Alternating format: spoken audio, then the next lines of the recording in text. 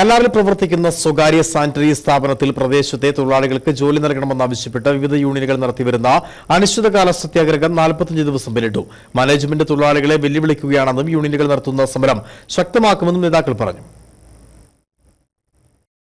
കല്ലാറിൽ പ്രവർത്തിക്കുന്ന വരകാല സ്റ്റീൽസിന് മുമ്പിൽ തൊഴിലാളി യൂണിയനുകൾ നടത്തിവരുന്ന സമരം ശക്തമാക്കുമെന്ന് നേതാക്കൾ വാർത്താ സമ്മേളനത്തിൽ പറഞ്ഞു. ഇന്നലെ വരെ ഹെഡ്ലോഡ് യൂണിയനാണ് VMS-ഉം CAT-ഉമാണ് സമരം ഏറ്റെടുത്ത് നടത്തിയിരുന്നുവെങ്കിൽ സമരം ഇതുവരെ ഒത്തുതീർപ്പാകാത്തതിൻ്റെ ഭാഗമായി മറ്റ് സംഘടനകളും കൂടെ ഈ സമരം ഏറ്റെടുത്തുകൊണ്ട് 4-ാം തീയതി മുതൽ കല്ലാറിലേക്ക് വീണ്ടും സമരം കൂടുതൽ ശക്തി അവിടെ നടത്തുവാൻ വേണ്ടി തീരുമാനിച്ചിട്ടുണ്ട്. പ്രദേശത്തെ തൊഴിലാളികൾക്ക് ജോലി നൽകണമെന്നാവശ്യപ്പെട്ട് CATU, BMS, INTUC എന്നീ സംഘടനകൾ 45 ദിവസങ്ങളായി അനിശ്ചിതകാല സത്യാഗ്രഹം നടത്തുകയാണ്. എന്നാൽ മാനേജ്മെന്റിന്റെ ഭാഗത്തുനിന്നും യാതൊരു പ്രതികരണവും ഉണ്ടായിട്ടില്ലെന്ന് മാത്രമല്ല, തൊഴിലാളികളെ വെല്ലുവിളിക്കുകയുമാണെന്ന് നേതാക്കൾ പറഞ്ഞു. ചർച്ചയ്ക്ക് വിളിക്കാൻ പോലും ഇവർ തയ്യാറാകുന്നില്ല.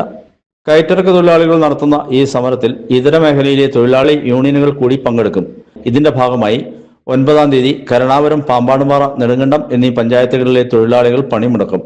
പ്രശ്നത്തിന് പരിഹാരമുണ്ടായില്ലെങ്കിൽ ശക്തമായ സമരത്തിലേക്ക് നീങ്ങുമെന്ന് തൊഴിലാളി യൂണിയൻ നേതാക്കളായ TV Sasi, PP Suseelan, CA Sharif, Arun എന്നിവർ പറഞ്ഞു.